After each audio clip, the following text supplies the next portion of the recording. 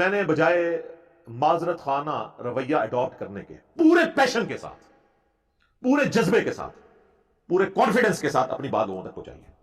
اس کے بغیر لوگ سیریس نہیں لیتے بات کو. یہ من کر کے دنیا میں چینج نہیں آئے گی سر. چینج آئے گی نہ، بالکل یہ کہیں نہیں لکھا ہوا، لا ریفرنس پیش کر، یہ نہ سے چینج آتی ہے. یہ ویسے ایک جز ہے، ویسے پورا شعر ہے کہ نہ میں وابی نہ میں بابی، میں ہوں مسلم علمی کتابی. اور اس کا جو فائنل ورژن ہے وہ ہے کہ مرنے سے پہلے اے مسلمان کر لے اس پہ غور، کتابوں کا خدا اور ہے بابوں کا خدا اور. جس کا تعارف کتابوں سے ہوتا ہے نا وہ اللہ اور ہے، اور جو بابے جس کا تعارف کرواتے ہیں وہ اپنے ذوق میں تو اسی اللہ کا کروا رہے ہیں، لیکن وہ تعارف اللہ کا نہیں ہے. تو چونکہ میں پورے کانفیڈنس سے بات کرتا ہوں تو بعض کا لوگ یہ بھی سمجھتے ہیں یہ تکبر میں کر رہا ہے. نہیں، تکبر نہیں، یہ میرے ایمان کا تقاضا ہے. میں ذرا سا بھی کانفیڈنس لوز کر جاؤں تو اس کا مطلب ہے میرا قرآن و سنت پہ ایمان ہی نہیں ہے. یعنی جس طرح آپ کا یہ ایمان ہے نا کہ 2 + 2 4 ہوتے ہیں، زمین و آسمان کے سارے بزرگ فرشتے، یہ بالفرض میں کہہ رہا ہوں، جنات، قبر سے نکل کر مردے بھی آپ کو یہ منوانے کی کوشش کریں کہ 2 + 2 5 ہوتے ہیں، آپ مان لیں گے؟ اس سے بھی بات، کوئی چاند کے 2 ٹکڑے کر دے، سورج کے 4 ٹکڑے کر دے، آسمان کو زمین پہ لے جائے، زمین کو آسمان پہ لے جائے، یہ بالفرض، اور کہ یہ دلیل ہے کہ 2 + 2 5 ہوتے ہیں، آپ مانیں گے؟ تو آپ کی شعبدہ بازیاں جو صرف خوابوں میں، کتابوں میں آپ کے بابوں نے لکھی، جو حقیقت میں ایگزسٹ نہیں کرتی، ان شعبدہ بازیوں کے اگینسٹ آپ تو 2 + 2 کو 5 ماننے کے لیے تیار نہیں، تو میں قرآن و سنت کو غلط ماننے کے لیے کیسے تیار ہو جاؤں؟ میں کہتا ہوں جن بابوں کے اوپر آپ کا ناز ہے نہیں، قبر سے نکل کے ڈائریکٹ میرے ساتھ بات بھی کرے نا اور کہیں کہ دین وہ نہیں جو قرآن و سنت میں لکھا ہوا ہے، اور وہ ہے جو ہم نے نسل در نسل شفٹ کیا ہے، تو 2 منٹ میں بزرگ غائب کر دوں گا آپ کا. میں پڑھوں گا لا حول ولا قوت الا باللہ، شیطان ہوگا چیخ مار کے ادھر سے چلا جائے گا، کوئی قبر سے باہر نکل نہیں سکتا. یہ اللہ کا فتویٰ ہے سورہ یاسین میں اور سورۃ الواقعہ میں کہ جو مر گیا نا وہ واپس نہیں آ سکتا. حضرت عیسیٰ علیہ السلام بھی جو مردہ زندہ کرتے ہیں وہ دنیا میں واپس نہیں آتا تھا، وہ وقتی طور پر صرف ان کے نبی ہونے کی گواہی دیتا تھا، اور یہ صرف یہ حضرت عیسیٰ کا ہی معجزہ ہے، چلتا پھرتا نہیں تھا، بس مردہ وہ ہوتا پھر واپس دوبارہ جاتا. مردہ نہیں واپس آ سکتا دنیا میں، ناٹ ایٹ آل. کہانیوں میں آپ جتنے مرضی واپس لاتے ہیں، وہ ہندوؤں کے پاس بھی بڑی کہانیاں اس طرح موجود ہیں. تو چونکہ میں پورے پیشن کے ساتھ بات کرتا ہوں نا، تو اس کے اگینسٹ انہوں نے پتا کہ گالی ڈیوائس کی ہے، گستاخ ہے، بے ادب ہے، بات کرنے کی تمیز نہیں ہے. واللہ اگر میں قرآن و سنت سے آپ کو حوالے دینا شروع کروں نا اور میں آپ کو بتاؤں نا تو آپ بڑی بڑی ہستیوں پہ گستاخی کا فتویٰ لگاتے ہیں. چلے میں آپ کو حصول برکت کے لیے ایک بات بتا دیتا ہوں. صحیح بخاری میں کم از کم 4 جگہ پہ سیدنا ابو بکر کا خطبہ آیا ہے نبی علیہ السلام کی میت کے اوپر. حدیث کے الفاظ ہے کہ سیدنا ابو بکر آئے، حجرہ عائشہ میں داخل ہوئے، سلام اللہ علیہ، نبی علیہ السلام کی مبارک چادر آپ کے مبارک چہرے سے ہٹا کر ماتھے پہ بوسہ دیا اور کہا اللہ کے نبی آپ پر اللہ 2 موتیں جمع نہیں کرے گا، ایک موت آپ کو آنی تھی وہ آ گئی، اب آخرت کی ہمیشہ کی زندگی ہے یا نہیں.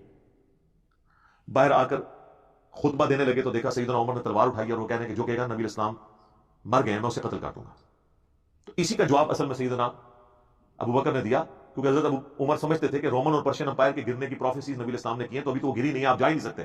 تو جس طرح موسیٰ علیہ السلام 40 دن کے لیے کوہ طور پہ چلے گئے تھے، نبی علیہ السلام بھی وقتی طور پہ گئے ہیں، ڈورمنٹ کنڈیشن میں واپس آ جائیں گے پھر.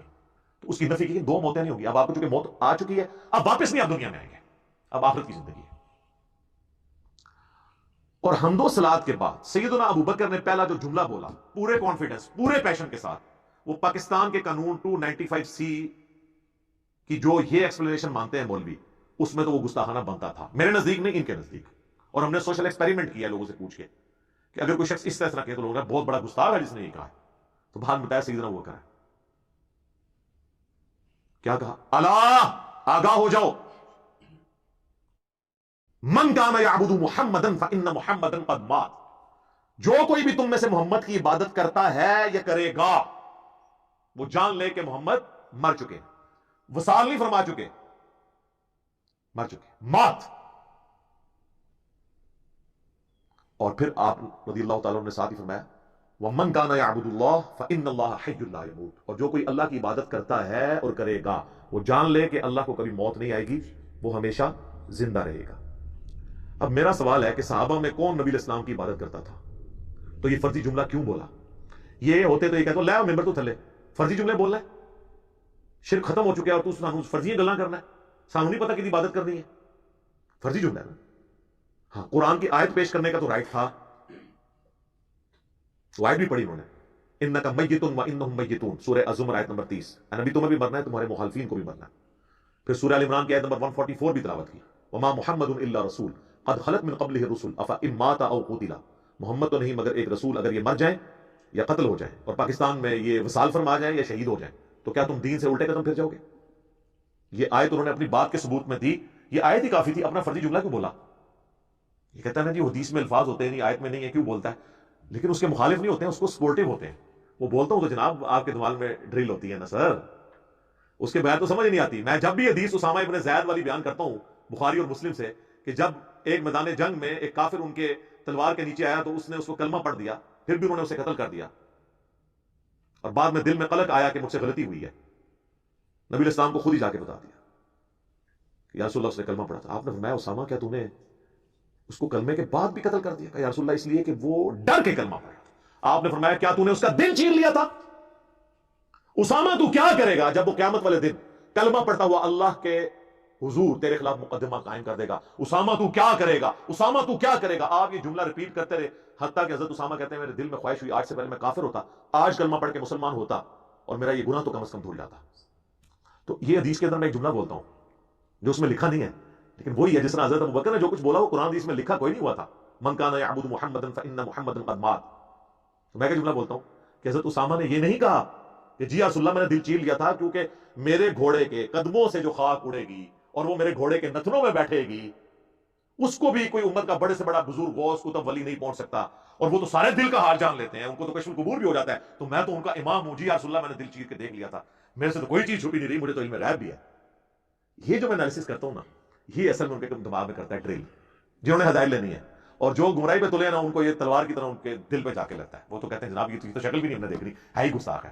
سر آپ نے حضرت ابوبکر کے ساتھ بھی یہی کچھ کرنا تھا اگر آپ کو یہ بتایا نہ جائے کہ ان کا خطبہ ہے، کیونکہ آپ لوگوں نے تو کہانی کرائی ہے کہ نبی علیہ السلام کو زندہ دفنایا گیا. جی وہ آپ کو جب دفنا رہے تھے اس وقت بھی ہونٹ ہل رہے تھے اور امتی امتی کی آوازیں آ رہی تھی. جی یہ جو بند مدرسے کے بانی قاسم نانوتوی نے اپنی کتاب آب حیات میں لکھا ہے، یا تو نبی والی کتاب میں، وہ صحابہ جنہوں نے اپنی جانیں دی ہیں حضور کو بچانے کے لیے انہوں نے زندہ آپ کو دفنا دیا. ظاہر اڑی پھر ہونٹ تو پھر اگر ہل رہے تھے، آخرت کی زندگی میں تو ہونٹ نہیں ہلتے، آخرت کی زندگی میں تو سانس بھی نہیں ہوتا، آخرت کی زندگی میں ٹوائلٹ بھی نہیں ہوتا، یہ تو ساری دنیاوی زندگی کی چیز ہے.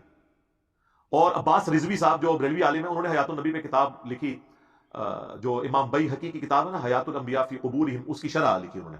تو اس میں انہوں نے آب حیات کے اس جملے کو کوٹ کر کے کہا کہ تم لوگ جو ہے نا وہ اس کو قاسم نوتوی کو کچھ نہیں کہتے ہیں، ہمارا کم از کم یہ والا عقیدہ نہیں جو دیوبندیوں کا ہے، ہم کہتے ہیں کہ حضور فوت ہو گئے. تو انہوں نے حیات النبی پہ ان کو بھی ٹانٹ کیا ہے کہ ان کا جو حیات النبی ہے اب سے بھی زیادہ غلو پہ مبنی ہے. یہ خالی میں نے نہیں گرفت کی ہے.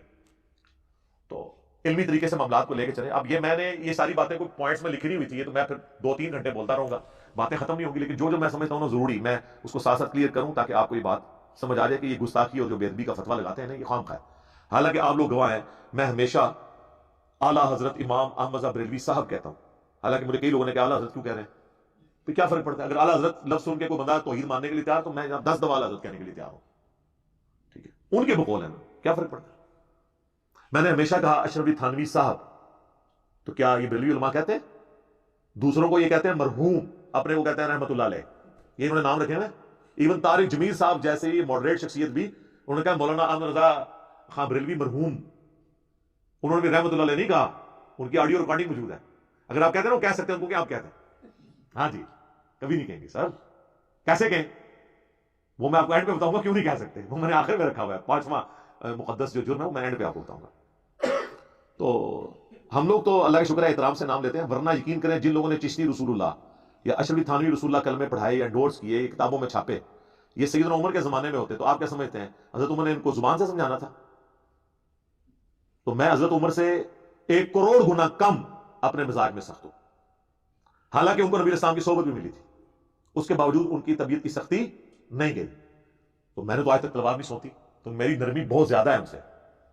یہ میں آپ کو ایک علمی بات کر رہا ہوں. اب یہ نا کہ کل کو کوئی کہہ دے کہ میں نے اپنا مرتبہ سے بڑھا دیا ہے. میں آپ کو فرق بتا رہا ہوں کہ ان کی سختی ایکسیپٹ کی ہوئی ہے نا آپ نے، تو میری تو سختی ہے بھی نہیں ہے. آپ ذرا میری طرح کام تو کر کے دیکھیں، پھر آپ کو پتہ چلے گا میں تو سب سے نرم بندہ ہوں.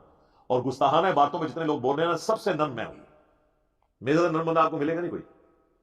اور ٹی وی پہ آ کے لوگ بڑے بڑے نرم انداز میں بات کرتے ہیں، آپ لگ سے ان کی ذرا ویڈیوز دیکھ لیں، وہ لیک ہوتی ہیں تو پھر آپ کو پتہ چل جاتا ہے کہ کس قسم کی ویڈیوز ان کی لیک ہوتی ہیں. یہ پچھلے دنوں ہمارے ایک بابا جی کی ویڈیو نہیں تھی لیک ہوئی، بادشاہی مسجد جو دیوبندیوں کے پاس ہے، کیونکہ بریلوی دیوبندی اور اہل حدیث دونوں کو وہابی کہتے ہیں. تو اذان مغرب شروع ہوئی مزار اقبال پہ، یہ 9 نومبر 2020 کی بات ہے، ویڈیو ریکارڈ موجود ہے. تو انہوں نے کہا جی اٹھو جی چلو جی انہوں دی کیڑی سان ہے، اے تے سورا نے سور نے کہنا نہ بیٹے اخلاص منگو تو بڑے بڑے لوگ ہم خداوند خیر پا ہی دیں گے. چلو चलिए ओ भाभी जी जाने तक करा दे ये दसूर चल चलिए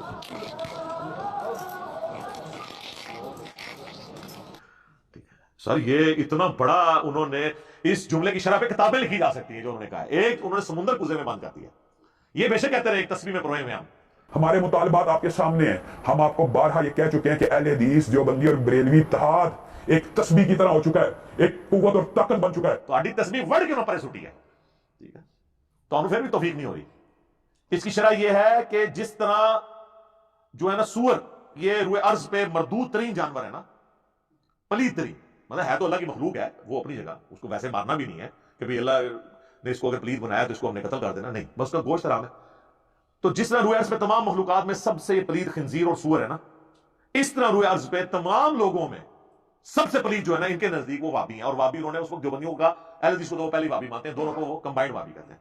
तो अब आपको इस बात की समझ आएगी कि इनकी अजान का क्या एहतराम, ये तो सूरों दे सूर ने, सूरन दे सूर, यानी जिस तरह इस रुए अर्ज पे सबसे बदतरीन सूअर है ना, इस तरह सूरों के अंदर अगर सबसे बदतरीन सूअर कोई हो सकता है ना, तो वो वाबी है इनके नजदीक। शरा समझ आई? ये हम भी कर सकते हैं जो खुद इनके अंदर रहा हो। तो ये इनका अपना ही अंदाज होता है बात करने का। मैं जो कुछ बयान करता हूं पैशन के साथ, इल्मी दलाइल रखता हूं। कभी कभार कोई स्लिप ऑफ टंग हो जाए तो वो पूरे का पूरा मेरा एक समझ लें नैरेटिव नहीं होता। ओवरऑल मैं ही हूं, आला हजरत लफ्ज बोलता हूं, अशरी थानवी साहब बोलता हूं, इमाम इब्न तैमिया बोलता हूं, ठीक है ना। कभी मैंने नहीं कहा गुस्ताख इब्न तैमिया, इस तरह करके मैं एक लफ्ज साथ जोड़ बोल के तो साथ बोलूं इस तरह, ये तो एहतराम से एक दूसरे का नाम नहीं लेते। रहेगा पैशन, तो ये तो नबी इस्लाम का स्टाइल है। सही मुस्लिम में हदीस है, और ये हदीस इमाम जाफर ने रवायत की है इमाम मोहम्मद बाकिर से, जो मोहम्मद बिन अली बिन हुसैन बिन अली है, यानी हुसैन इब्न अली के पोते, इमाम ज़ैनुल आबिदीन के बेटे। और उन्होंने जाबिर बिन अब्दुल्लाह से कि नबी इस्लाम जब कभी भी मिंबर पर चढ़ते तो आप इस्लाम जब तकरीर करते तो आपकी आवाज बुलंद हो जाती, गुस्से में इजाफा हो जाता, आंखें सुर्ख हो जाती, जिस तरह कोई जर्नैल अपनी फौज को तैयार कर रहा हो। इस तरीके से आप जब भी मेंबर पे चढ़ते तो गुफ्तगू करते थे। ये पैशन वाला स्टाइल सुन्नत स्टाइल है। इस स्टाइल का मजाक उड़ाना नबी इस्लाम का मजाक उड़ाना है, नाउज़ुबिल्लाह। लेकिन चूंकि इन जाहिलों को पता ही नहीं, ना इन्होंने कुरान पढ़ा ना हदीस, ये तो अपनी फिकी किताबें और दौरे हदीस करते हैं। और उसके बाद फिर इनको दौरा हदीस सही तरह किया नहीं होता, इनको दौरे ही पढ़ते रहते हैं अपनी फिक के। पूरा दौरा हदीस किया होता तो इनको कुछ पता चलता, इनको फिक के दौरे पढ़ते रहते हैं। ये सही मुस्लिम में 2005 नंबर हदीस है। तो ये नबी इस्लाम का स्टाइल है। और उसके बाद आप इस्लाम कहते हैं मैं और क़यामत इस तरह साथ भेजेंगे जिस तरह ये दो उंगलियां। और फिर आप कहते हैं फ़इन्न खैरल हदीस किताबुल्लाह व खैरल हदी हदी मुहम्मद सल्लल्लाहु अलैहि वसल्लम व शर्रुल उमूरि मुहदसातुहा व कुल्लु मुहदसतिन बिदअह व कुल्लु बिदअतिन ज़लालह व कुल्लु ज़लालतिन फिन्नार। ये आपका खुतबा हुआ करता था सल्लल्लाहु अलैहि वसल्लम। अब लिहाजा किसी आलिम दीन के साथ मेरा कंपैरिजन ना करवाएं। करवाना है आपने पैशन का तो डॉक्टर सरार साहब से करवाएं, तो आपको वहां पे भी स्टाइल नजर आएगा। रह गया मेरे मौज़ूआत, तो वो तो दुनिया में किसी ने उन मौज़ूआत को टच नहीं किया, क्योंकि उसके साथ तो बहुत बड़ी दुनियावी नुकसानात, इवन जान का नुकसान जुड़ा हुआ है। लिहाजा कहना जी तारिक जमी साहब कितना मीठा बोलते हैं जी, मुझे वो लेक्चर बताएं जिसमें उन्होंने चिश्ती रसूलुल्लाह और अशरफी थानवी रसूलुल्लाह का रद्द किया और बड़े मीठे अंदाज में लोगों को समझाया कि ये कलिमात नहीं होते। या आप भी कह के रिकॉर्ड करवा दें, तो आप दो मुख्तलिफ चीजों को कंपेयर करवा रहे हैं।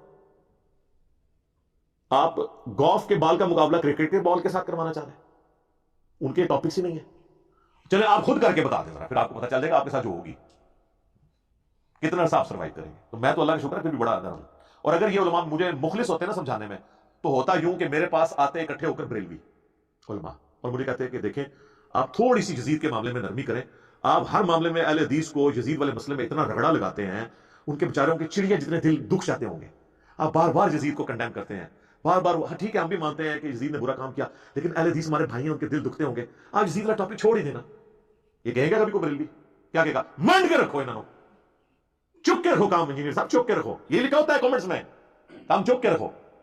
आज तक मुझे किसी अहले हदीस ने नहीं आके कहा कि देखें आप अली भाई हर दूसरे लेक्चर के अंदर आप ये कहते हैं कि मरे हुए बुजुर्गों को पुकारना शिरक है, ये कब्रों पे मज़ारात ना बनाए जाएं, ये बिदात है। तौहीद के ऊपर आप इतना जोर लगाते हैं, मज़ारात की मजम्मत करते हैं, हर दूसरी वीडियो में कहते हैं रफ़ल यदैन के साथ नमाज पढ़ो, ये सुन्नत तरीका है। तो हमारे हनफी जो बरेलवी और देवबंदी भाई हैं, इनके चिड़िया जितने दिल दुख जाते हैं, आपको क्या जरूरत है रफ़ल यदैन पे बात करने की? आप चुप करके बस अपना एक बात करें, उनके दिल दुख जाते होंगे। कभी नहीं कोई अल्लाह के फजल से इसके बाद भी कोई नहीं आके समझाएगा। मैं थोड़ी बुद्धियां तो नारा ला लांगे, तुम एक्टिंग पे कर दो या तुम अंदरू पे बोल दो, पता लग जाता है। मनो ज्यादा कौन तो पहचान सकता है, बल्कि सूंघ के भी दस देगा। आप नहीं सूंघ के बता नहीं देते। आप मुझे बताएं एक बंदा आपके सामने आए जिसके बाल बिखरे हो, इतनी लंबी दाढ़ी हो, اور آدھی پنڈلی تک اس نے شلوار اٹھائی ہو تو آپ کو وہم بھی آئے گا کہ یہ بریلوی ہے؟ ہاں اسی طریقے سے ایک بندہ جو ہے خوبصورت سی ایک مٹھی کے برابر بالکل گول کر کے داڑھی اور ایک سخت سی ٹوپی اس نے پہنی اور مجھے صاف کی ہو، آپ کو یہ وہم بھی آئے گا کہ یہ جو ہے وہ اہل حدیث ہے؟ آپ کہیں گے دیوبندی تبلیغی ہے. ٹھیک ہے، تو وہ سب کو پتہ چل جاتا ہے شکل و صورت سے، لہٰذا وہ آپ کی بھی سونگنے کی حصہ اللہ کے فضل سے بہت زیادہ ہے، عام لوگوں کو بھی پتہ ہے. تو یہ آج تک کسی نے آگے مجھے نہیں کہا. تو میں تو اللہ کا شکر ہے کہ میں علماء کے اصول اور مبادی کے اوپر ہی ان کو سمجھاتا ہوں، اس سے بہتر دنیا میں کوئی طریقہ نہیں ہو سکتا. اور یہ قرآن نے ہمیں سکھایا تعالوا الی کلمۃ سواء بیننا وبینکم. یہود و نصارہ کے ساتھ بھی آپ کامن ٹرم کے اوپر اکٹھے ہو سکتے ہیں. سورہ آل عمران کی آیت نمبر 64 ہے. تو میں کامن ٹرم پہ اکٹھا ہوتا ہوں. میں بریلویوں سے کہتا ہوں کہ دیکھو میں خود 31 سال بریلوی رہا، مجھے بچپن سے یہ چیز بتائی گئی کہ دیوبندیوں کے امام نے اشرف علی رسول اللہ کلمے کو انڈورس کیا تھا، لہٰذا یہ گستاخ رسول ہیں. تو میرے بھائیوں میں یہ مانتا ہوں، آپ بھی مانتے ہیں؟ کہتے ہیں جی مانتے ہیں. تو اب تو یار وہ چشتی رسول اللہ نکلا ہے حشبشت میں، تو ہونا چاہیے کہ جناب چاہے اشرف تھانوی رسول اللہ یا چشتی رسول اللہ ہے، دو ہندی ایسی تیسی. تو کہتے ہیں نہیں وہ پوچھیں گے تو اس کے بعد کیا دو نمبری کر رہے ہیں، اپنے آپ کو دھوکہ دے رہے ہیں، ہم کو نہیں پتا. یہ میں کٹر لوگوں کی بات کر رہا ہوں، باقی تو لوگ قبول کر لیتے ہیں. ہماری دعوت سب سے زیادہ بریلویوں نے قبول کی ہے، اس سے بہتر کوئی اصول اور موادی نہیں ہے. میں جو بندیوں سے کہتا ہوں کہ میرے بھائیوں آپ کا کیا جھگڑا بریلویوں کے ساتھ، دونوں حنفی، دونوں ایک ہی روحانی باپ کی اولاد فقہی طور پہ، مسئلہ کیا؟ کہتے ہیں یہ مشرک ہیں، قبروں سے ان کے بڑے غلط عقیدے ہیں. تو میں کہتا ہوں میرے بھائی یہ تو آپ کی بھی جو سمان قاسمی کے اندر لکھا ہوا ہے کہ قاسم نانوتوی جنہوں نے مدرسہ دیوبند بنایا تھا وہ اپنے مرنے کے 6 سال کے بعد خواب میں نہیں بیداری میں قبر سے نکلے، دیوبند کے 2 مولویوں کی صلح کروا کے واپس قبر میں چلے گئے. اب ہونا تو یہ چاہیے کہ جناب ہونا بھی لکھا ہے تو وہ بھی ہوئی کوئی سر، لیکن جن کو ہدایت ملی وہ کہہ دیتے ہیں ٹھیک. اہل حدیثوں سے میں کہتا ہوں میرے بھائیوں آپ کو کیا مسئلہ ہے؟ وہ کہتے ہیں دیکھیں جی ہماری تو ہر چیز بخاری مسلم میں لکھی ہے، نماز کا طریقہ دیکھ لیں، فلاں چیز دیکھ لیں. تو ہم کہتے ہیں اچھا تو بخاری مسلم میں جو جو لکھا ہاں جی اس کی تو تمام متصل الاسناد مرفوع حدیث جو ہے قطعی الصحت ہیں، اور یہ تو جو بخاری مسلم کو نہیں مانتا وہ تو گمراہ ہے، اہل سنت سے خارج ہے. ہم کہتے ہیں ٹھیک ہے ابھی چیک کر لیتے ہیں، آپ کو بھی ٹیسٹ لگا لیتے ہیں. تو سر صحیح بخاری اور مسلم دونوں میں حدیث موجود ہے، اور بخاری کا اس کا طریق ہے 2812. ہاں جی اب تو ویسے اس کا نمبر ہی بولے تو ساتھ ہی کھوتی مر جاتی ہے ندی کہ نبی صلی اللہ علیہ وآلہ وسلم نے فرمایا اوے عمار تجھے ایک باغی جماعت قتل کرے گی، تو انہیں اللہ اور جنت کی طرف بلائے گا اور وہ جماعت دوزخ کی طرف بلا رہی ہوگی. تو ہم کہتے ہیں میرے بھائی پھر فیصلہ کرو کہ مولا علی کی پارٹی جنت اور اللہ کی پارٹی ہے، اور مولا علی کے مخالفین جو آل امیہ تھے وہ جہنم کی طرف بلانے والی پارٹی ہے. جہنمی نہیں میں کہتا، جنت کی طرف بلانے والی. ساتھ ہی وہ بخاری مسلم کا بخار محبت ختم. یہ حدیثیں نہیں بیان کر دیجیے. ہم کہتے ہیں سر مسلم کا آپ مقدمہ پڑھیں، صحیح مسلم کے مقدمے میں لکھا ہے، امام مسلم نے خود لکھا ہے کہ میں تو عوام الناس کے لیے حدیثیں لکھ رہا ہوں. تم کہہ رہے ہو وہاں میں بیان نہیں کریں گے، تو چلیں مسلم کی آپ کو حدیث بیان کر دیتے ہیں، کریں جی. مسلم شریف میں 4776 نمبر حدیث ہے کہ عمر بن عاص خانہ کعبے کے سائے میں بیٹھے ہوتے ہیں، عبداللہ بن عمر بن عاص، اور ایک تابعی آ کے ان سے کہتا ہے عبد الرحمن بن عبد رب کعبہ، جب وہ حدیث بیان کرتے ہیں کہ امیر کی اطاعت کرنی ہے، تو کہتے ہیں یہ آپ نے اللہ کے نبی سے خود سنا تھا. ان کا میں کعبے کے سائے میں بیٹھا ہوں، میں نے میرے کانوں نے نبی علیہ السلام سے یہ خود سنا تھا کہ اطاعت امیر کرنی ہے، میری آنکھوں نے حضور کو دیکھا، میرے دل نے آپ کی بات یاد رکھی. تو انہوں نے کہا پھر اگر یہی بات ہے تو آپ کے چچا کا لڑکا معاویہ ابن ابی سفیان، چلے ہم تو احترام سے نام لیں گے، رضی اللہ عنہما، جو ہمارے امیر ہیں وہ تو ہمیں حکم دیتے ہیں کہ ہم لوگوں کو ناحق قتل کریں اور لوگوں کا مال حرام طریقے سے ہڑپ کریں. جبکہ سورہ نساء میں آیت نمبر 29 میں اللہ تعالیٰ فرماتا ہے کہ اپنوں کو مت قتل کرو، یعنی ایک دوسرے کو، یعنی ایک دوسرے مسلمان ہی ہوتا ہے اس لیے اس کو کہا کہ اپنوں کو گویا قتل کرنا ہے، ایک دوسرے کو قتل کرنا، اور ایک دوسرے کا مال حرام طریقے سے ہڑپ مت کرو. اب ہمیں بتائیں ہم اللہ کی بات مانیں کہ یا معاویہ کی بات مانیں؟ تو وہ خاموش ہو جاتے ہیں. ان کا تو خیال ہے خاموش ہو کے انہوں نے کہا ہوگا تجھے ایران سے فنڈ آتا ہے، کہیں تو انجینئر کی ویڈیو تو نہیں دیکھتا، تو نے کہیں ٹریک تو نہیں حدیث پڑھ لی. تو وہ سر اٹھا کے کہتے ہیں کہ جن کاموں میں معاویہ تمہیں اللہ کے حکم کے مطابق چلاتا ہے اس میں ان کی اطاعت کرو، اور جس میں وہ مخالفت کرے تم اس کی نافرمانی کرو. یہ حدیث جب ہم مسلم سے بیان کرتے ہیں تو یہ ماننے کے لیے تیار ہو جائیں گے. اور اس سے بڑی حدیث صحیح مسلم کی 240، علی سے محبت نہیں رکھے گا مگر مومن، علی سے بغض نہیں رکھے گا مگر منافق. بغض علی کی جتنی شکلیں ہیں وہ منافقت کی اولین علامتوں میں سے ایک علامت ہے. بس آپ یہ حدیث کسی سنی کی مسجد میں لگا کے دیکھیں تو شام تک وہاں پہ گڑبڑ شروع ہو جائے گی، چاہے وہ بریلوی ہو دیوبندی اہل حدیث ہو، کیونکہ پتہ چل جائے گا کہ یہ تو کسی اور پلیٹ فارم سے بول رہا ہے. حالانکہ مسلم شریف ہمارا ہی پلیٹ فارم ہے، بخاری ہو مسلم، یہ دونوں ہمارے پلیٹ فارم ہے. تو اس کے اوپر مجھے بتائیں اب اہل حدیث کو کیا غصہ کھانے کی ضرورت ہے؟ اسی طریقے سے اہل تشیع کی طرف آ جائیں، وہ تو خود اس چیز کا رونا روتے ہیں کہ آل امیہ کے دور پہ میں سیدنا علی پر ممبروں سے سب و شتم ہوتا تھا، تو تم نے وہی کام شروع کر دیا. میرے پاس تو کوئی شیعہ تھا، میں کہتا ہوں میرا تم سے بنیادی اختلاف یہ ہے کہ تم معاویہ کے ٹریک پہ ہو، میں علی کے ٹریک پہ ہوں. علی نے تو اپنے مخالفین کے لیے دعائیں بھی کی، ان کے جنازے بھی پڑھائے، اور اپنے ہاتھوں سے ان کو دفن بھی کیا، ان کی لاشیں اٹھائیں، ان پہ گریہ کیا. اور تم لوگ جو ہے وہ حضرت علی کے طریقے پہ نہیں چلتے ہو، اور ان لوگوں کے طریقے پہ چلتے ہو جنہوں نے 60 سال تک ممبروں پہ حضرت علی پہ لعنت کی. تم بھی صحابہ پہ لعنت کر کے انہی کے طریقے پہ ہو، تو آگے سے وہ بھی پریشان ہو جاتا ہے. اس سے بہتر اور کیا طریقہ ہے ان کو سمجھانے کا؟ تو ہم جس اصول اور مبادی، اسی کو میں نے اینٹی وینم پھکی الزامی جواب نام دیا ہے. جیسے کوبرا سانپ کاٹ جائے نا تو اس کا علاج بھی کوبرے کے زہر سے ہوتا ہے، اسے کہتے ہیں وینم کا علاج اینٹی وینم، جو اس کے زہر سے بنتا ہے. تو میں اسی اصول کے اوپر ان کو جواب دیتا ہوں، اسے میں اینٹی وینم کہہ دیتا ہوں، پنجابی میں اسے پھکی کہہ دیتا ہوں، اردو میں اسے کہا جاتا ہے الزامی جواب کہ ہاں بھائی اب اس پہ اگر یہ بات ہے تو تو بھی مانا.